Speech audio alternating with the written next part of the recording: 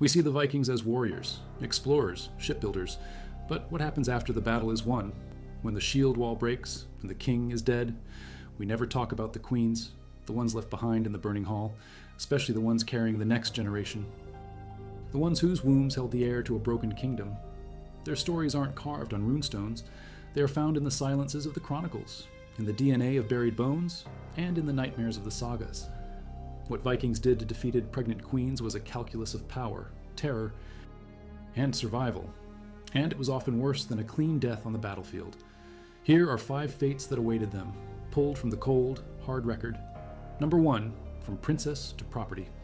The story starts not with a queen, but with a king's daughter, a princess of Ireland named Melkorka. The year is around 930. You are royalty. Your world is one of respect, of power, of lineage. Then the longships appear on the horizon. The world burns. The Icelandic Laxdæla saga, one of the great family chronicles written down in the 13th century, tells her story. It says she was captured in a Viking raid at the age of 15. Her father, an Irish king named Murkertach MacNeil, is killed. She and her nurse are taken. Everything she was is gone in an afternoon of fire and steel. She's no longer a princess. She's a thrall, a slave, property. Her captors don't know who she is, or they don't care. She's put on a slave market, likely in the bustling, brutal Viking port of Dublin, a city the Norse called Dyflin. Archaeological digs at Fishamble Street and Wood Quay in Dublin have uncovered the footprint of this 10th century city. It was built on trade, and its most profitable trade was in human flesh. This was the largest slave market in Western Europe. Here, Irish captives like Melkorka were sold alongside people from England, France, and even further east. She is chattel, she is currency. There.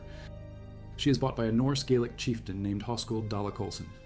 He's on a trade mission from Iceland. The saga reports he pays 3 marks of silver for her. Let's be clear about what that means. 1 mark was about 215 grams of pure silver, so 3 marks is 645 grams. For comparison, a good sword cost about half a mark. A milk cow was worth even less. Icelandic law codes, like the Gragas, set the price of a typical female slave at 1 mark. Hoskuld paid 3 times the standard price. He was buying a luxury item, a status symbol. He's buying her beauty, not her bloodline. He asks her name, but she refuses to answer. So to ensure she cannot reveal a past that might complicate his ownership, she makes a decision. She refuses to speak at all. She pretends to be mute. For years. This silence is her only weapon, her only rebellion. In a world where she has no control over her body, she maintains absolute control over her voice. Hoskuld takes her back to his farm, named Hoskuldstad in the Lexardalur Valley in Iceland. She becomes his concubine, his property, to be used as he sees fit. She becomes pregnant. Here's the fate of a defeated royal woman carrying a child. Her child will not be an heir to an Irish throne. The child will be a bastard, the son of a slave. His legal status hangs by a thread. He is born into his mother's condition. One day, Hoskuld follows her to a stream and overhears her speaking to their son, Olaf. She is speaking Irish Gaelic, a language Hoskuld does not understand. Her secret is out, but it changes little. The damage is done. Her son, Olaf the Peacock, would grow up to be a great chieftain, but he had to fight for his status every step of the way, forever marked by his mother's enslavement. When Olaf became a man, his mother finally told him the full truth of his ancestry. He refused to remain the son of a slave. He gathered wealth and support and sailed from Iceland to Ireland to seek out his grandfather, King Murkertach. The Laxdæla saga details the journey. Olaf, handsome and richly dressed, presented himself at the king's court. He was recognized by his resemblance to his mother. King Murkertach acknowledged him as his grandson, offering to make him his heir. Olaf refused the Irish throne, choosing instead to return to Iceland. But now he returned with gifts, honor, and, most importantly, a recognized royal lineage. He had reclaimed what was stolen from his mother.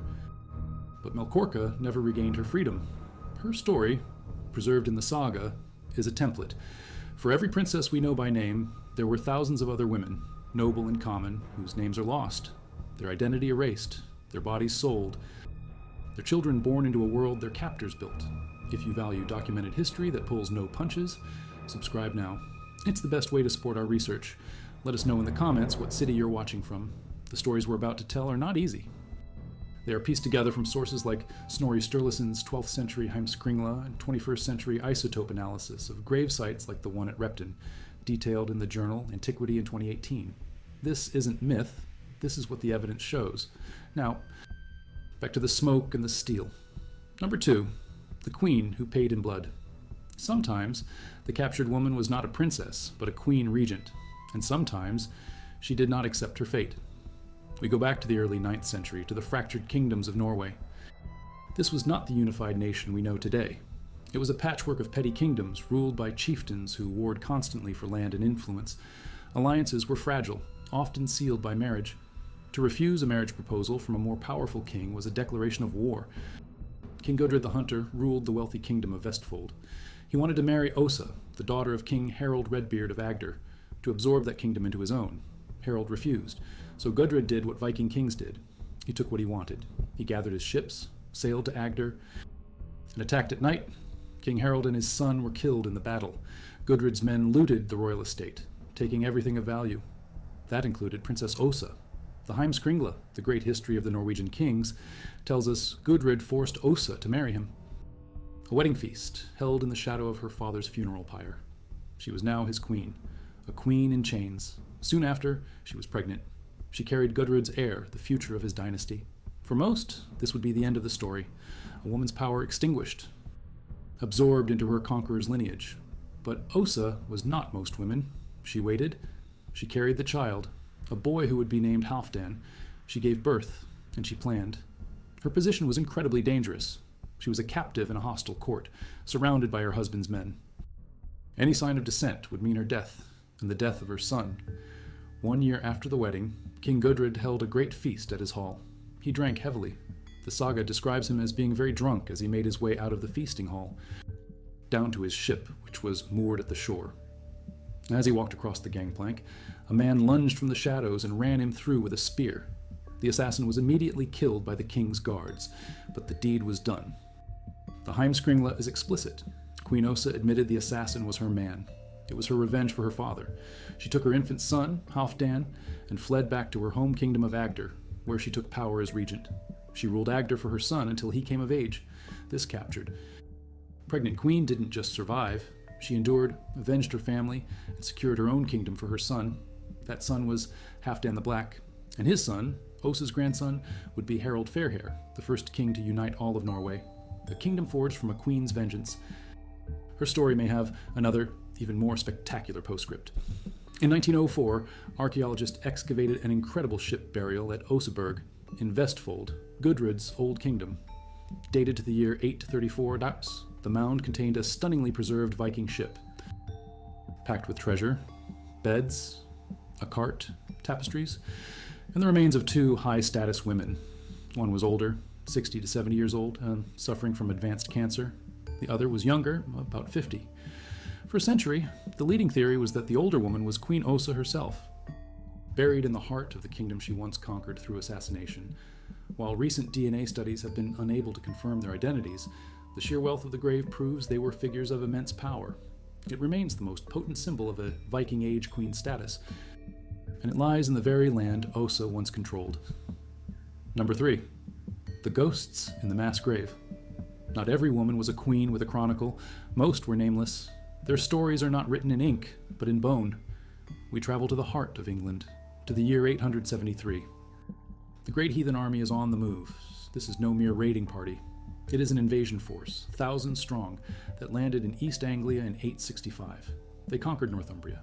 They martyred King Edmund of East Anglia, tying him to a tree and filling him with arrows. They have torn through the Anglo-Saxon kingdoms. Now, they are in Mercia, one of the most powerful kingdoms in England.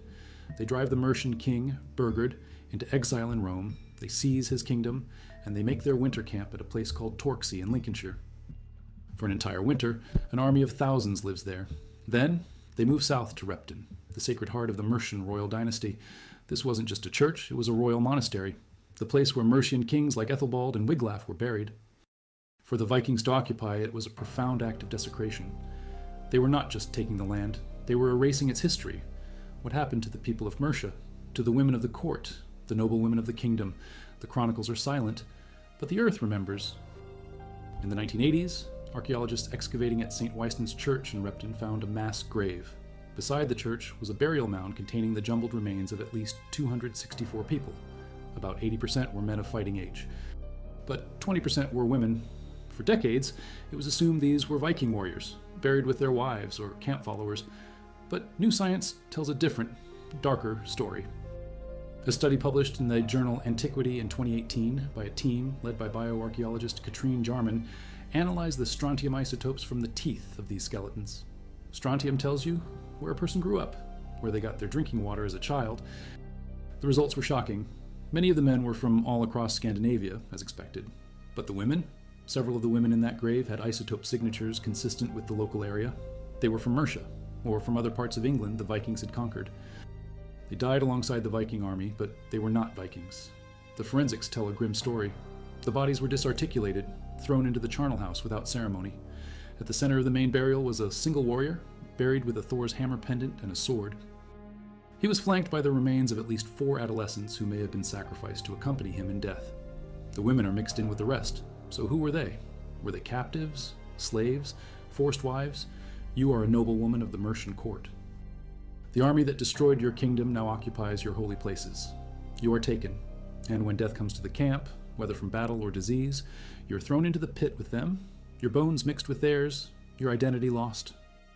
The archaeologists can't name the queen of Mercia in that pit, but the evidence points to the fate of the high-status women of a fallen kingdom. They were absorbed into the conquering army, lived with it, and died with it. Their final resting place, an anonymous jumble of bones in a desecrated churchyard. Anonymous? Forgotten. Silenced. Number 4. The queen who was erased. Death is not the only way to lose. Sometimes, the most brutal fate is to be forgotten, to be written out of history entirely. We go to England, the year 1016, a year of blood and chaos. The Danish king, Knut the Great, has invaded. He fights a brutal war against the English king, Edmund Ironside. In the end, a deal is struck. The kingdom is divided. Then, just weeks later, Edmund dies. Knut becomes king of all England. He now has a problem. Edmund had a wife, a queen named Ealdgyth, and more importantly, she had 2 infant sons, Edward and Edmund. They are the heirs of the old Wessex dynasty. They are a threat. Knut's solution is cold, political, and brilliant. He's not just a warrior, he's a statesman. First, he secures his flank by marrying the other queen, Emma of Normandy, the widow of the previous English king, Ethelred the Unready. Emma was a powerful political player in her own right, the sister of the Duke of Normandy. Marrying her neutralizes the Norman threat and gives his rule as veneer of continuity. He becomes the stepfather to the old king's sons, while having his own heirs with Emma. In this new political reality, Ealdgyth and her children are a loose thread, so Knut snips it. Queen Ealdgyth vanishes. The Anglo-Saxon Chronicle says nothing of her fate. No saga mentions her. She simply disappears from the record. Did she flee? Was she quietly murdered? Was she forced into a nunnery? A common fate for inconvenient high-status women? We don't know. Her historical existence is erased. This erasure was a political tool. In this era, high-status women were often peace weavers, their marriages forging alliances. Ealdgyth represented a dead alliance, a failed dynasty. By removing her, Knut cleared the board for his new order. Her sons, however, have a documented fate. Knut cannot simply kill the infant princes in England. It would be a political disaster and make them martyrs, so he sends them abroad. The Chronicle says he ships them to his half-brother, Olaf Skotkonung, the King of Sweden, with instructions for them to be killed. The Swedish king, however, refuses to be an accomplice to murder. Instead, he secretly sends the boys to the court of Kiev, where his own daughter was queen. From there, they travel to Hungary. They survive. They grow up in exile. Ghosts of a lost kingdom, a constant, low-level threat to Knut's empire. One of them, Edward the Exile, will eventually be invited back to England decades later, only to die within days of his arrival under mysterious circumstances. Think about this fate for Ealdgyth. Your husband is dead. Your kingdom is lost. Your children are taken from you and sent across the sea to be murdered. And you cease to exist. You are so completely removed from the political landscape that not a single chronicler notes your passing. Knut's conquest was not just military, it was a war on memory. And Queen Ealdgyth was its most complete casualty, a life not taken, but deleted, accused, tried, silenced. Number 5, the shadow of the eagle. Sometimes, the horror isn't in what is written, but in what is left unsaid. We travel to Northumbria, 865. The Great Heathen Army lands. It is led by the sons of the legendary Ragnar Lothbrok. They are here for one reason, revenge. According to the sagas, specifically the tale of Ragnar's sons, Their father had been executed years earlier by King Ella of Northumbria, thrown into a pit of snakes. Now, his sons have come to collect the debt. In 867, they captured the city of York. According to the Anglo-Saxon Chronicle, the Northumbrians tried to retake their city, smashing their way in. But it was a trap. The Vikings turned on them, slaughtering them in the narrow streets and killing both rival kings of Northumbria, Ella and Osbert. The historical record confirms Ella's death in battle. The sagas, written centuries later, remember it differently. They say the sons of Ragnar took King Ella alive, and they describe what happens next. They subject him to a ritual torture of unimaginable cruelty, the blood eagle. His back is carved open. His ribs are severed from his spine and pulled outwards to form a pair of bloody wings. His lungs are pulled out and laid on his shoulders. He dies in agony, a sacrifice to Odin. Now, many modern historians, like Roberta Frank in her landmark 1984 paper, Viking Atrocity and Skaldic Verse, argue that the blood eagle was never a real practice. It was a literary invention. They argue it stems from centuries of Christian writers misinterpreting complex Old Norse poetry. A line in an old poem that might have meant the eagle tore at his back gets transformed by later storytellers into a literal, horrific ritual. But whether the ritual was real or not, the story tells us something. It tells us about the terror the Vikings projected. It was a weapon. And it raises a question. The saga is obsessed with the fate of King Ella, but it says nothing at all about his wife, his queen. What happened to her? The Vikings installed a puppet English king, a man named Ecbert, to rule Northumbria for them. The old noble families were dispossessed, their lands seized. The entire power structure was shattered. You are the Queen of Northumbria. You're in the city of York when it falls. Your husband is dragged away. You are now at the mercy of the men who have come to avenge their father. You may be pregnant. You are carrying the heir of the man they just destroyed. The sources are silent. No chronicle mentions her. No saga gives her a name.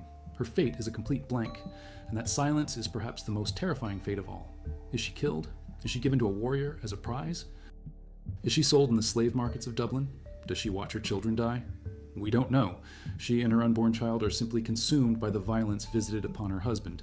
Her fate is an appendix to his, a footnote to an atrocity. The sagas did not even give her the dignity of an ending. Her story ends in a scream we cannot hear. The stories of these women, these queens and princesses, are a brutal corrective to the popular image of the Viking Age. The power of these societies was not just in the axe and the longship, but in their ability to destroy, absorb, or erase the lineages of their enemies. A kingdom is not truly conquered until its future is controlled, and the future is in the queen's womb. This is why their fates were so critical. In the 1060s, decades after Knut's conquest, a different invading army arrived in England. The Normans, themselves descendants of Vikings. When they compiled their great survey of the kingdom, the Domesday Book of 1086, they recorded landholders before the conquest of 1066. Among the thousands of names, they listed a handful of powerful Anglo-Saxon noblewomen who held lands in their own right. One of them, in Lincolnshire, was a woman named Edgifu the Fair. Some historians have speculated, based on land patterns and associations, that this Edgifu could be another name for Ealdgith, the lost queen of Edmund Ironside. That somehow, she survived, stripped of her royal status, living in obscurity as a minor landowner, her identity hidden, watching a new dynasty rule her country, a ghost hiding in plain sight. We will likely never know for sure. It remains a whisper in the record, a final, chilling possibility of a life erased but not extinguished, a queen in a cage of silence,